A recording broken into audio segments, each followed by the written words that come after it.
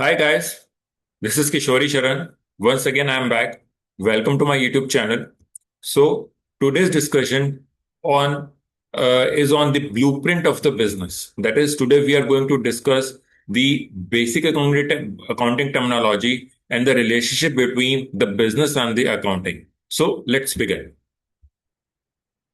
So, what is accounting? As you all know, accounting is nothing but wherein we are recording the various transactions that are happening on day-to-day basis. But yes, this is the definition that is correct. But accounting is also the language of the business.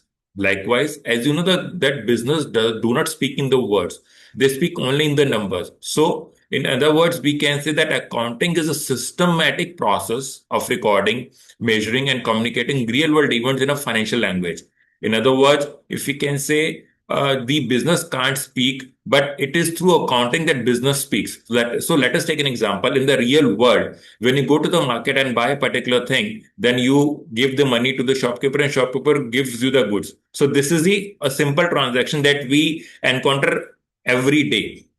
But in terms of financial language, if I want to convert this transaction, so it has primarily three steps. One is it involves the sale of the goods to the customer. Another is the receipt of the goods, the receipt of the payment by the shopkeeper, and the third one is the inventory adjustment. That is, the shopkeeper has to adjust its inventory. So this is how the typical business transaction in the real world, which can be now converted into the financial language, right? So to give a for further clarity, so there are primarily three pillars of financial vocabulary. The three pillars are the assets, the liabilities, and the capital. So asset means what the business owns. That means the cash, the cars, the buildings, the land, the machinery, and all. So this is what the business owns. Liabilities is what the business owes to the outsiders. That means the payments which business required to make in terms of the raw material purchase, in terms of taxes paid, or any of the tax notices, etc. So these are the payments or the amounts which a business owes to the outsiders. And the capital means, if you in a layman's language, we can understand that capital is the initial funding that a business owner has been invested in the business to get the business started, right? So this is the capital. So we have to keep in mind there are three categories or three pillars without which a financial vocabulary is incomplete. That is assets, liabilities, and the capital, right? So now the evidence behind every number. As you know that in financial terms or in the financial language, everything that is a financial value has to be recorded.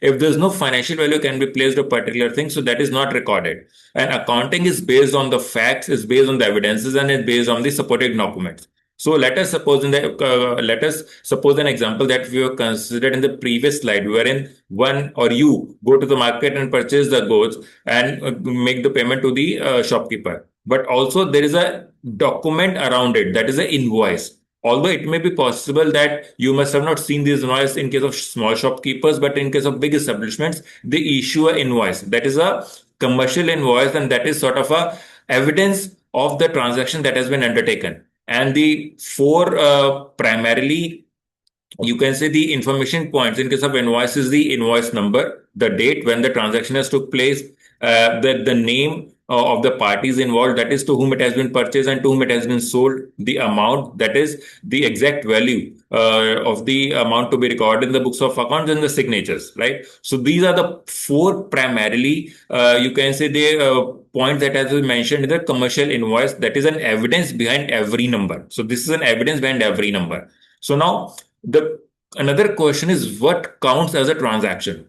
So not everything that happens in a business belongs to the books and even must have a measurable financial value, right? As I mentioned that if it is there is no financial value that can be assigned, then it is not a transaction that has to be recorded in the books of accounts. If it is a financial value, then only it has to be recorded. For an example, if you call a person for the interview to the premises, then that is not counted as a financial transaction because there is no finance or financial amount is involved. But however, once you have hired that particular person and issue the appointment letter, and also you make the payment in the term of salary, then it counts as a financial transaction, and it has to be recorded in the books of accounts. And likewise, you buy a computer or you pay the taxes. So anything that to which we can assign a financial value is become a financial transaction, and that has to be mandatorily recorded in the books of accounts, right?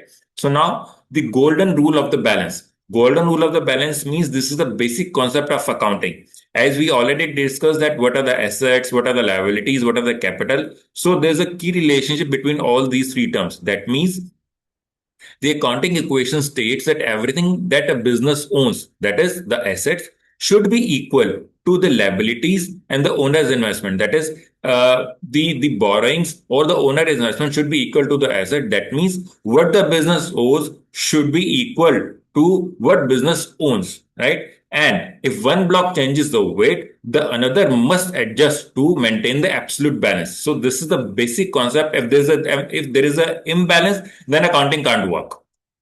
Now, the another point is the condensing of the data. That is, how do we gonna record all these transactions in the books of accounts so as to get the desirable, or you can say the measurable results. One first is the so this is a representation wherein I have just categorized these into the four steps. One is the source document. You can imagine the source document as the invoice. So we have number of invoices, and now from the invoices that we have to record all these invoices in journal. We will discuss about journal in the forthcoming slides. And from the journal, we'll move on to the ledger. And from the ledger, we will move on to the financial statements. Now, what is a journal? So journal is a daily diary. Daily diary means the books of original entry. So this is where the transactions are recorded in strict chronological order as they may happen day by day. That means we have to record all the transactions on daily basis when as and when they occur. Basis the source document, that is the invoice that we have, right? So it is sort of a day book that you can say that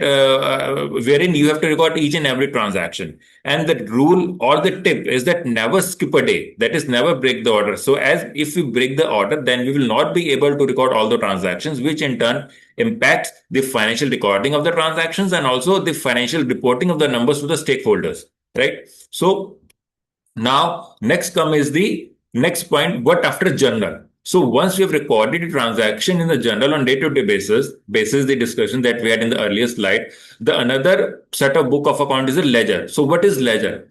Ledger is the classification of the various entries that we have posted in the journal. That means it is an organized category. Organized category means, so if for an example, if I paid an electricity bill, so what is the entry that I pass in my books? That is electricity bill or electricity account debit to cash. That means I have made the payment to the electricity department for using the electricity during a particular period. So I booked an entry electricity account debit to cash. So in this case, there two GLs have been you can say impacted. One is the cash, another is electricity. So in case of a ledger, we have two GLs, that is cash and electricity, so that it is in chronological order. And once we have that order in front of us, then it will be easier for us to make the financial statement. So the step-by-step classification is one is a source document. From them we will from there we move to the journal, and from there we move to the ledger. And after the ledger, the last point or before the financial statement is the trial balance. So what is the trial balance? Trial balance is nothing but a chronological order of all the journal ledgers which are there in our books of accounts basis the journal that we have created, right? So before creating the financial reports, we must prove our ledger is mathematically accurate. Total of debits must exactly equal to total of credits, right? So debit should be equal to credit. That is the key takeaway. That is a key point. If there is a difference or debit is not equal to credit, that means there is a mistake or we are not recording the complete entry. And hence, for error-free balance, it has to be make sure that trial balance must be zero.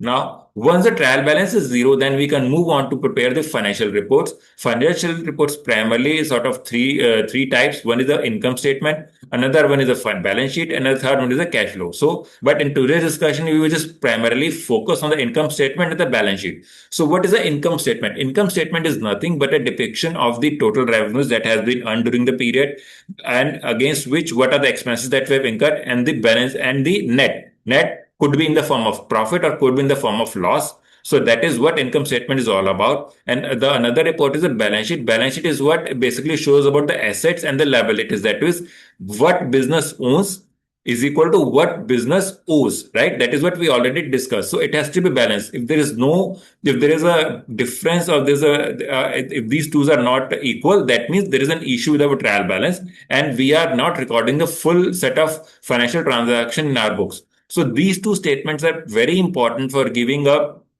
financial insights to the stakeholders of the company, to the owners of the company, so that basis that they can plan the future and they can take strategic decision for the business for the future growth, right? So this is the basic idea about the financial statements, about the basic terminology. Now, what is an accounting cycle? So you can say accounting cycle is a continuous process. It is type of a continuous engine.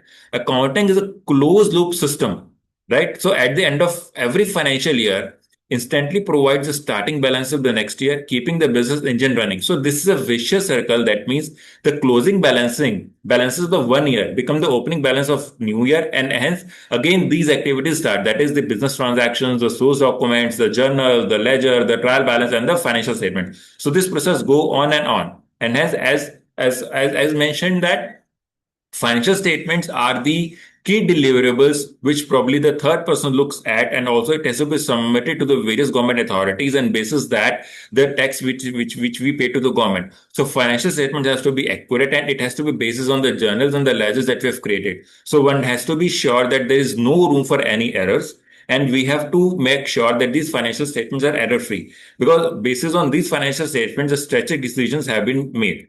So this is my discussion on the basis of accounting and the various key terms. I hope this is adding some value to your professional journey. If you like this video, then please do like, share, and subscribe to my video, and stay tuned for all these discussions. And if you want me to make a video or any other further topic, then please do comment in the comment section and we'll try to make that video. Thank you. Thanks again for watching. Thanks, sir. Thank you.